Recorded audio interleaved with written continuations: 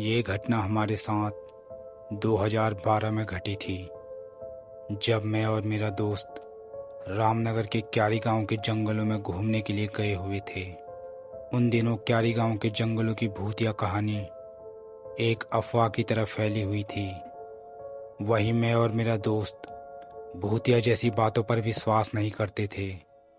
हमारा मकसद उस जंगल में जाकर रात को घूमने का था, इसलिए हम अपने घर से वहाँ के लिए देर से ही रवाना हुए थे। अब क्यारी के जंगल में पहुँचते पहुँचते हमें काफ़ी देर हो गई थी और रात का अंधेरा चारों तरफ अपने पैर पसार चुका था। जंगल के पास वाला रास्ता कच्चा और टूटा हुआ था, जिसके किनारे एक जंगलात चौकी बनी हुई थी। मैं और मेरा दोस्त अपनी बाइक पर सवार थे। जैसे ही हम दोनों जंगल के अंदर प्रवेश करने लगे, तभी अचानक हमारे सामने उस जंगलात चौकी से एक बूढ़ा आदमी हमारी बाइक के सामने आ खड़ा हो गया, जिसने अपने हाथों में एक डंडा पकड़ा हुआ था। वो डंडा उसने हमारे सामने करते हुए हमें रुकने का इशारा किया और हम दोनों उसके सामने अचानक से रुक भी गए। इतने में वो बूढ़ा आदमी हमसे बोला, इतनी रात गई, तुम दोनों इस जंगल के रास्ते कहाँ जा रहे हो? अपनी जान प्यारी है तो वापस लौट जाओ। शायद तुम्हें पता नहीं है कि जंगल के अंदर पहुँचते ही तुम्हारी मुलाकात किससे होने वाली है। जिस पर मैंने बोला, ऐसा क्या है जंगल के अंदर? हम दोनों उसे ही देखने इतनी दूर आए हुए हैं। हर तरफ इस जंगल के भूत के ही चर्चे हैं। ये अफवाह को दूर करने ही हम इस जंगल में घूमने आए हैं। अब कृपा करके हमें इस जंगल के अंदर जाने दीजिए। इतने में वो बूढ़ा आदमी जोर से हंसने लगा और बोला, जैसी तुम्हारी मर्जी। अब हम दोनों जंगल की ओर अपनी गाड़ी से बढ़ने लगे। जंगल का रास्ता कच्चा और टूटा हुआ था, जिसके पत्थरों पर बार बार हमारी बाइक फिसल रही थी।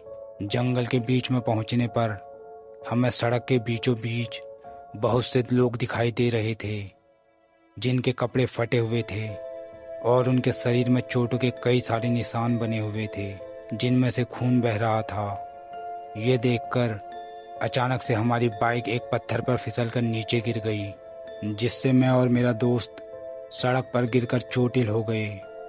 अब हमारी मोटरसाइकिल की लाइट उन लोगों पर पड़ रही थी।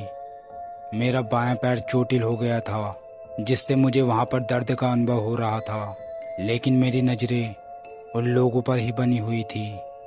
तभी अचानक एक नरकंकाल उन लोगों के बीच में से बाहर निकला, जो उन लोगों से दोगुना लंबा था। वो पूरी तरह से एक कंकाल के रूप में दिखाई दे रहा था। उसके कंकाली सिर से खून की धारा चारों तरफ बह रही थी। अब वो सीधा हमारी तरफ बढ़ता चला आ रहा था, जिसे देखकर हम दोनों दोस्त कांप उठे।